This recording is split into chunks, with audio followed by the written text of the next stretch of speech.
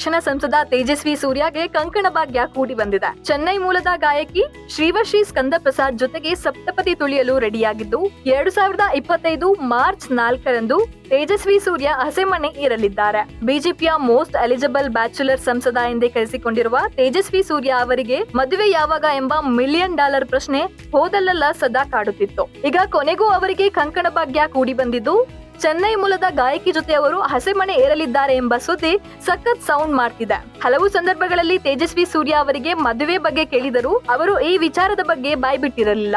ಈಗ ಸದ್ದಿಲ್ಲದೆ ಹಸೆಮಣೆ ಏರಲು ಸಿದ್ಧತೆ ನಡೆಸಿದ್ದಾರೆ. ಈಗಾಗಲೇ 2 ಕುಟುಂಬಗಳು ಈ ವಿವಾಹಕ್ಕೆ ಒಪ್ಪಿಗೆಯ ಮುದ್ರೆ ಹಾಕಿದ್ದು, ಮಾರ್ಚ್ 4ಕ್ಕೆ ವಿವಾಹ ನಡೆಯಲಿದೆ. ಇನ್ನು ಶ್ರೀವಶ್ರೀ ಸ್ಕಂದ ಪ್ರಸಾದ್ ರಾಮನವಮಿ ಸಂದರ್ಭದಲ್ಲಿ ಕನ್ನಡದ ಭಕ್ತಿಗೀತೆಯಾದ ಪೂಜಿಗಳಂದೆ ಹೂಗಳ ತಂದೆ ಹಾಡನ್ನು ತಮ್ಮ ಯೂಟ್ಯೂಬ್ ಚಾನೆಲ್ ನಲ್ಲಿ ಹಾಡಿದ್ದರು.